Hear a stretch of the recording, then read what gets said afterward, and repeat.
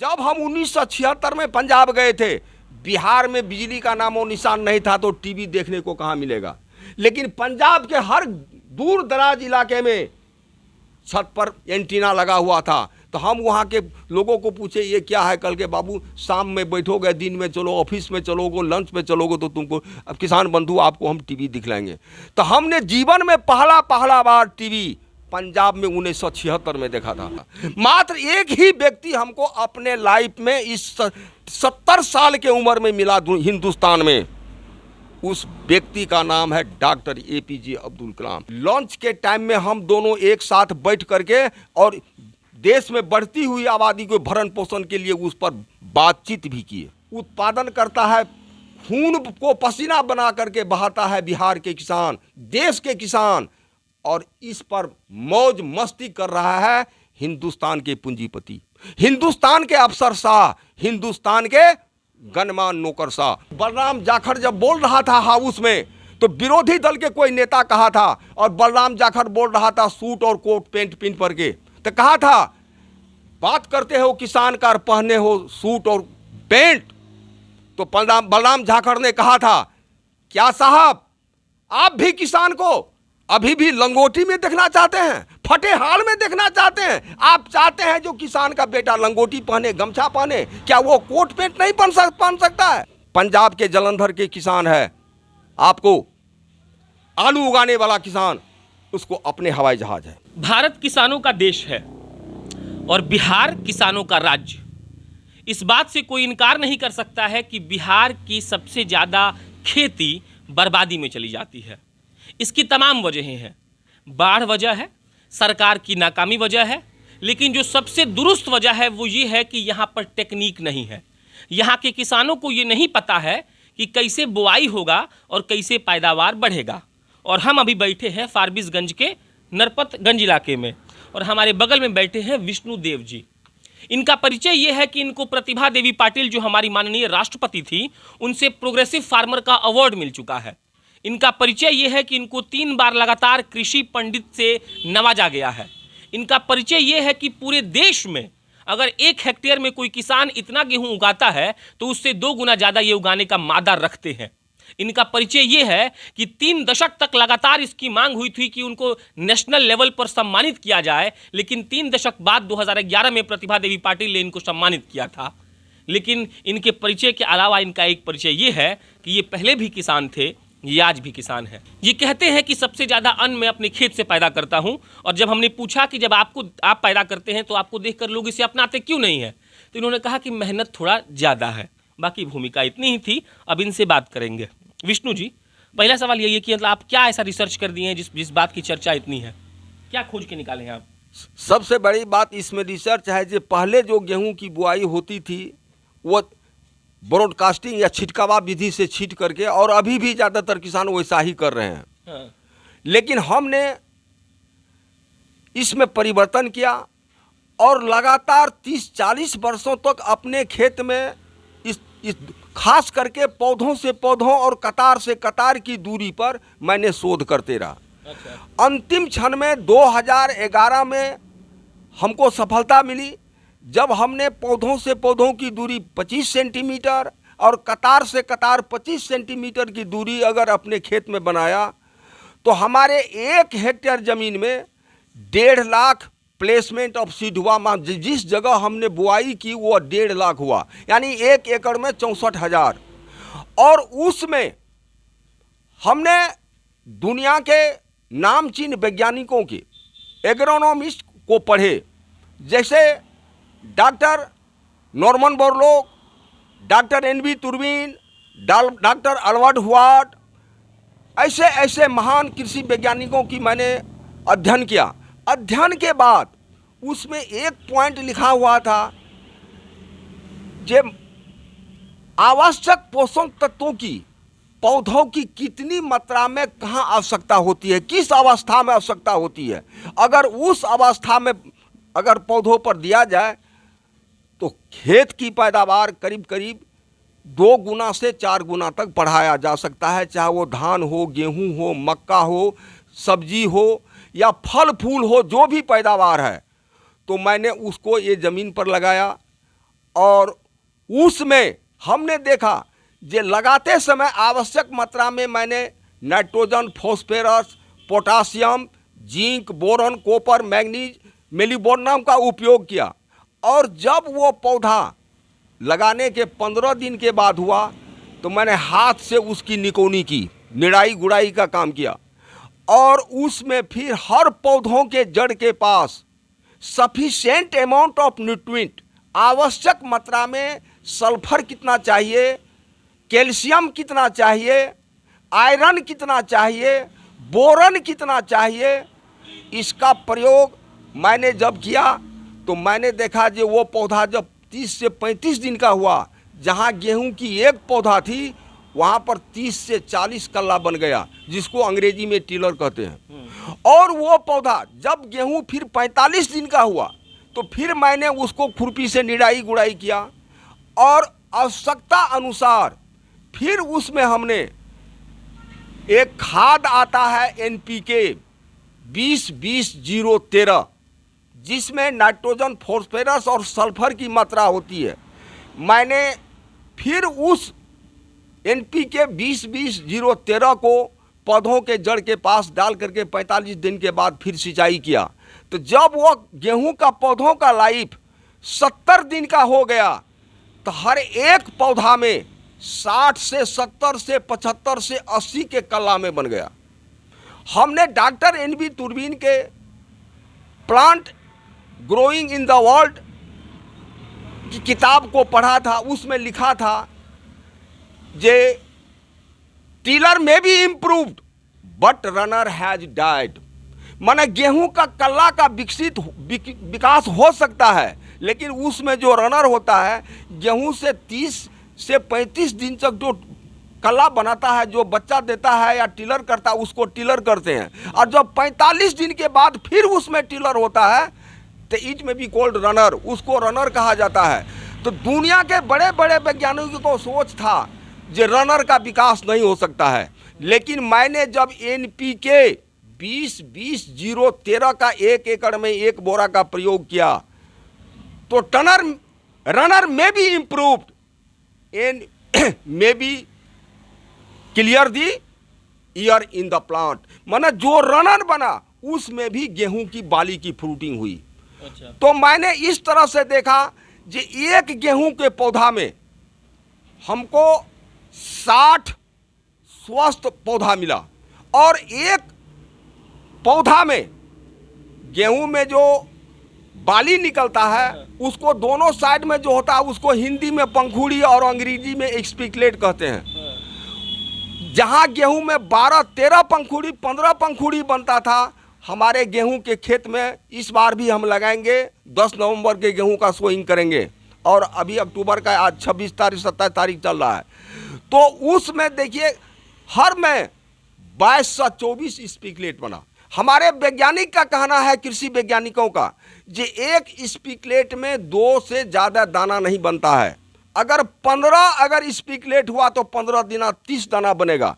लेकिन आवश्यक मात्रा में पोषक तत्व की प्रयोग अगर की जाए तो एक पंखुड़ी में 3 से 4 दाना बन जाते हैं। और हमारे में अगर 20 पंखुड़ी बनते हैं तो 20 चौके 80 दाना बनते हैं। और आज से पहले जो वैज्ञानिक साबित किए हैं उसमें 40 से 50 दाना बनते हैं।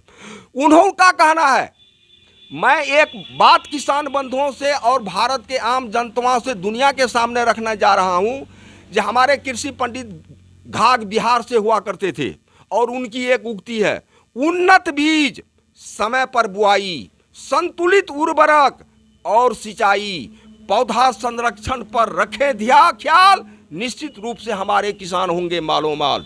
अभी ने आपने जो एक सवाल किया था, टेक्नोलॉजी, सही बीज का बुआई भी सही समय पर होना चाहिए। अगर गेहूं की बुआई 10 नवंबर से लेकर के 30 नवंबर तक हो जाती है तो गेहूं का पैदावार निश्चित रूप से आपको छिटकावा विधि से भी 40 कुंटल तक आपका पैदावार मिल जाता है। 1 एकड़ में 1 एकड़ में हो जाएगा। आप मतलब एक सवाल ये बताइए आप कि वजह माने कि 1 एकड़ में आमतौर पर कितना होता है और आप कितना का दावा करते हैं? छिटकावा विधि से 1 एकड़ जमीन में 40 किलो बीज की बुआई होती है। और हम जो लाइन में लगाते हैं तो 1 एकड़ जमीन में केवल 5 किलो बीज की बुआई होती है। अच्छा। तो जहां 40 किलो बीज लगते हैं, काउंट ऑफ सीड की मात्रा है वहां 8 लाख। हम जो लगाते हैं उस बीज की काउंट है आपको माना 1.5 लाख, एक हेक्टेयर में 1.5 लाख, एकड़ में 64,000। तो अगर हमारे 64,000 में आप मान लीजिए 60,000 प्लांट एकड़ में बच गया, और एक प्लांट में हमको अगर 50 ग्राम ही दाना बन जाते हैं, 50 ग्राम, तो इसका मतलब है जो 60 का था 30, माना हमको 30 क्विंटल 75 मन गेहूं की पैदावार आसानी से मिल सकती, माने 1 एकड़ में, 1 एकड़ में, जबकि यहाँ 30 मन उसको किसान को उत्पादन होता है, हमको उत्पादन होता है 75 मन, माने 2.5 गुना ज्यादा। तो मान लीजिए कि आप यहाँ पे है फॉरबिसगंज में, नरपतगंज में हैं, तो आप एक एकड़ में 75 मन कर ले रहे हैं और 1 एकड़ में 30 मन कर पा रहे हैं, 30 मन तो इसको अपनाया नहीं गया आपके बात? इसको जो किसान अपनाया, हमारे देखा देखी हमने बिहार कृषि विश्वविद्यालय सबौर में भी लगाया था, फिर हमने भारतीय कृषि अनुसंधान संस्थान जो गेहूं का है करनाल हरियाणा में, वहाँ भी मैंने तकनीकी भेजा। IRI भारत सरकार को भी मैंने डायरेक्टर को तकनीकी भेजा। जो इस तरह से अगर खेती किया जाए तो हम लोग गेहूं में आमूल परिवर्तन ला करके और देश में गेहूं का ज़्यादा से ज़्यादा, माने ये 5-7 फैक्टर है। गेहूं में कल्ला की संख्या ज़्यादा कैसे हो, गेहूं में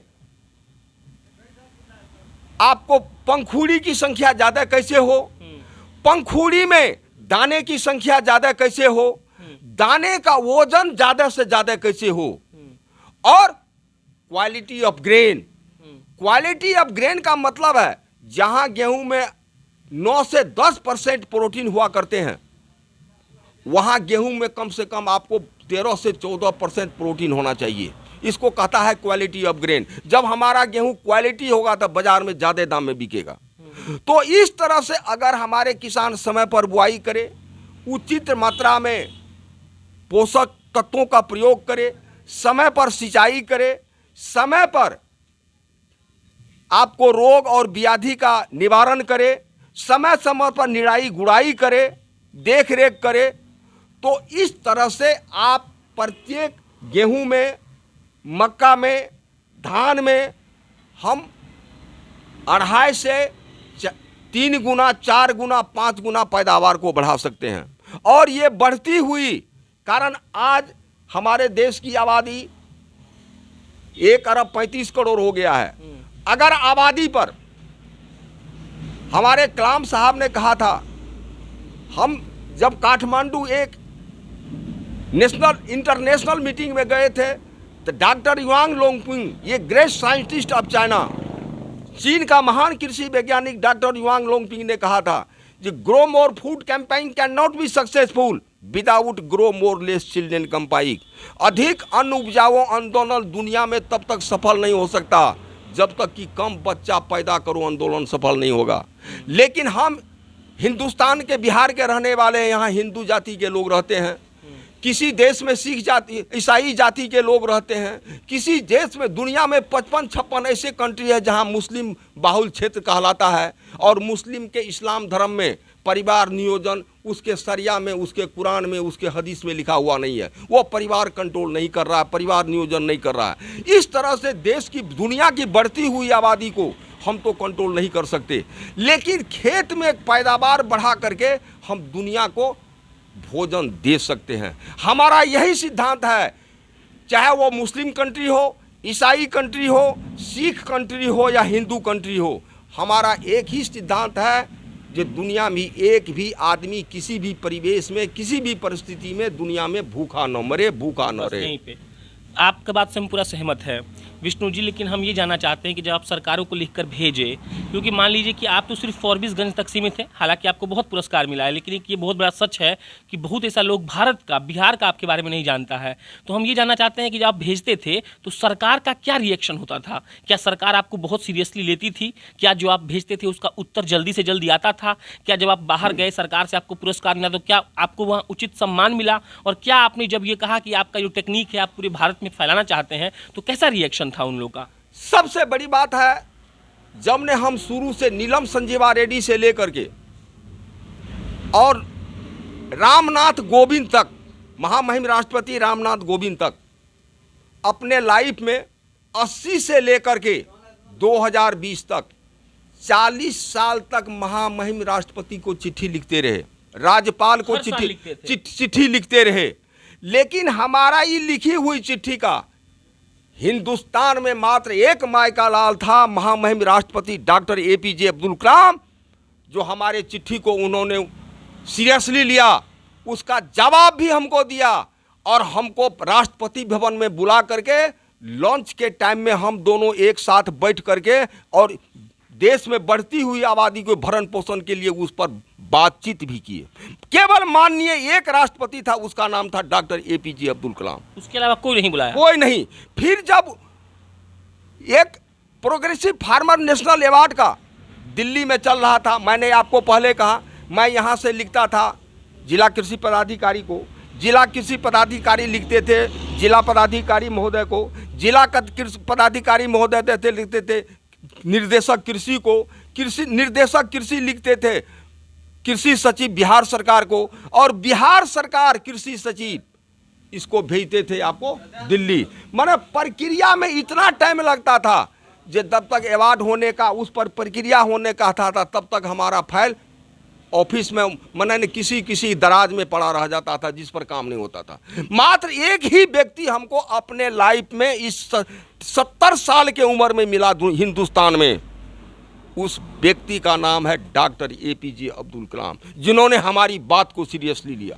अब ये आपका बात हो गया। अब लास्ट हम लोग बातचीत के दौर में आ गए हैं। विष्णुदेव जी, मतलब आपकी इस बात से सहमत है कि आपके पास टेक्निक है, अगर आपकी टेक्निक को पालन किया जाए तो अच्छा पैदावार होगा, लेकिन फिर दाम भी तो नहीं मिल रहा है किसानों को। इसका आपके हिसाब से क्या वजह है, क्यों दाम नहीं मिल पा रहा है? किसान, अगर भारत सरकार या बिहार सरकार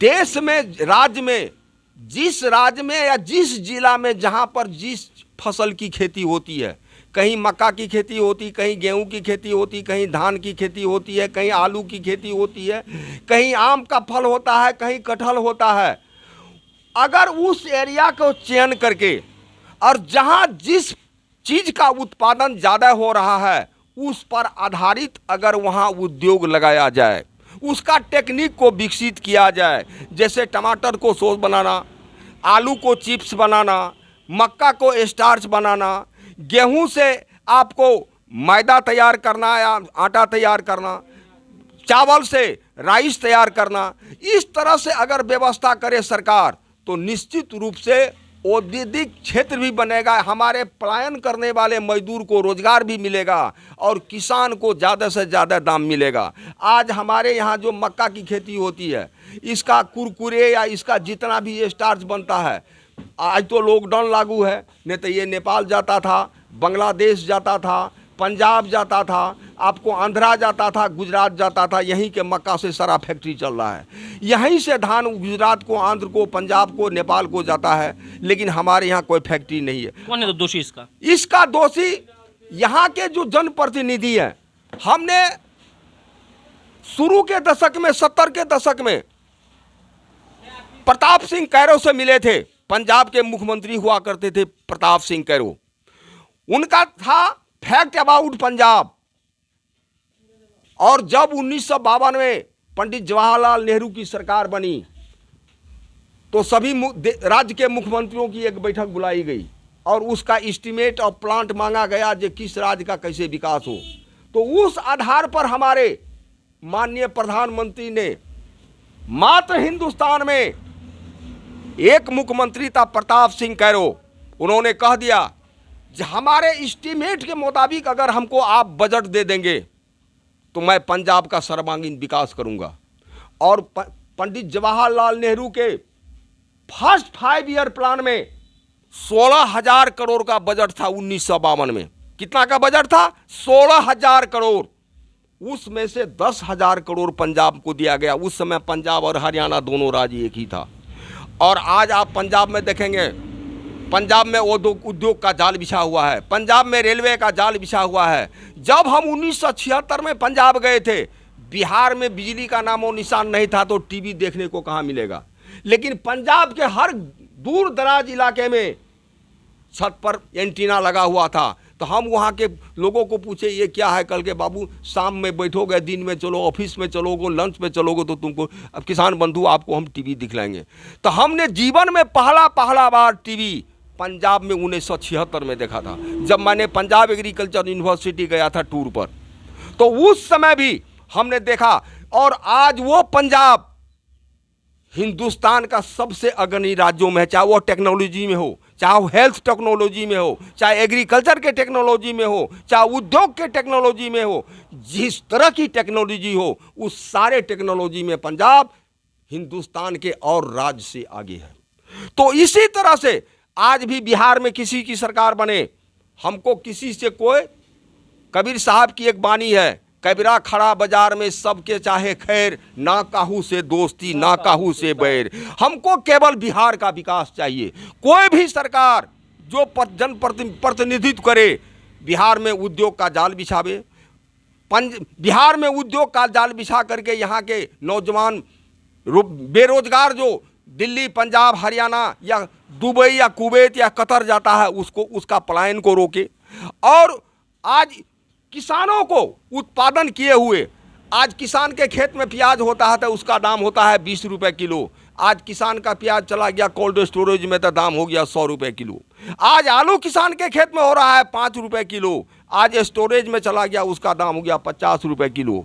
आज किसान का धान का दाम है 800 रुपये 900 रुपये कुंटल, और चला गया राइस मिल के पास, उसका दाम हो गया 3000 रुपये कुंटल। तो आप अंदाज कर लीजिए, उत्पादन करता है, खून को पसीना बना करके बहाता है बिहार के किसान, देश के किसान, और इस पर मौज मस्ती कर रहा है हिंदुस्तान के पूंजीपति, हिंदुस्तान के अफसरशाह, हिंदुस्तान के गणमान्य नौकरशाह, जो इसको नज़रअंदाज करके चल रहा है। तो मैं आपसे अंदाज करता हूं कि पंजाब के प्रताप सिंह कैरो के तरह आपको सरदार वल्लभ भाई पटेल के तरह, डॉक्टर APJ अब्दुल कलाम के तरह, डॉक्टर MS स्वामीनाथन के तरह, कब यहां का व्यवस्था सुधार करने के लिए आज तक इस देश में डॉक्टर MS स्वामीनाथन की रिपोर्ट को कोई सरकार नहीं मान्यता दिया।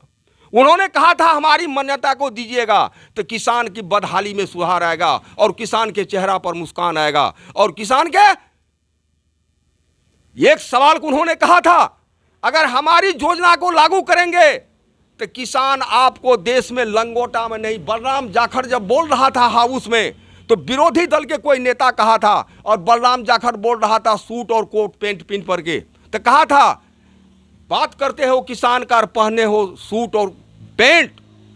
तो बलराम जाखड़ ने कहा था, क्या साहब आप भी किसान को अभी भी लंगोटी में देखना चाहते हैं, फटे हाल में देखना चाहते हैं? आप चाहते हैं जो किसान का बेटा लंगोटी पहने, गमछा पहने, क्या वो कोट पैंट नहीं पहन सकता है? तो आज हम चाहते हैं जो कोई भी सरकार हो जो देश की किसान को कोट और पैंट में देखना चाहे, कार और मोटर पर देखना चाहे, हवाई जहाज पर देखना चाहे, अगर इसकी व्यवस्था सरकार करेगी तो किसान भी हवाई जहाज। आज हमारे पंजाब के जलंधर के किसान है, आपको आलू उगाने वाला किसान, उसको अपने हवाई जहाज है। जोगिंदर सिंह रांगा, जोगिंदर सिंह सांघा आज अपना हवाई जहाज चला रहा है। ऐसे किसान हैं हिंदुस्तान में। लेकिन यहाँ की सरकार भी व्यवस्था करे तो बिहार में भी आज मक्का में क्रांति आ गई है। दुनिया में जितना मक्का पैदावार होता है, हम आपको बता देते हैं, उसका 40% पैदावार बिहार में हो रही है, केवल बिहार में। और बिहार के इस 11 जिला में, पूर्णिया, अररिया, कटिहार, किशनगंज, सहरसा, सुपौल, मधेपुरा, खगड़िया, बेगूसराय, समस्तीपुर, गोपालगंज, यहाँ 10 लाख। और अभी जो मक्का बुआई होगा अक्टूबर और नवंबर में, आपको बता देते हैं कि हेक्टेयर में 100 कुंटल से पैदावार कम किसी का नहीं होगा। अगर 10 लाख हेक्टेयर में मक्का लगता है और 100 कुंटल प्रति हेक्टेयर पैदावार होता है, आप अंदाज कर लीजिए कितना पैदावार होगा। हमारी टेक्नोलॉजी से अगर बिहार में, अगर मान लीजिए जो 25 लाख हेक्टेयर में गेहूं की खेती होती है, बिहार सरकार अपने स्तर से अगर 5 लाख हेक्टेयर में लगा ले, अपने अपने कृषि फॉर्म में लगा ले और वहां पैदावार का मुआयना करे, हमको भी खबर करे, मैं मुआयना जाकर करूंगा, मैं लगवाऊंगा। मैं उस खेत में हम जैविक खाद देखेंगे, किसी के चेहरा पर खुशहाली और मुस्कान तब रहती है जब उसको पोषण मिलता है, दूध, दही, घी, मांस, मछली, अंडा खाने को मिलेगा। और कहेगा जो कोई मकई का रोटी या आलू की चटनी खाए और उसके चेहरा पर भी ग्लेजिंग हो, ये संभव नहीं है। तो मिट्टी का भी सही तत्व है, या तो ढैंचा या सनई बुन करके उसमें दिया जाए, या उसमें पर्याप्त रूप से गोबर की खाद। जिस खेत में पड़ा नहीं गोबर, उस किसान को जानो दूबर। ये कृषि पंडित घाघ की उक्ति है। चलिए, जो आदमी 40 साल तक किसी एक विषय पर शोध करता है, उनके पास कहने के लिए बहुत कुछ होता है।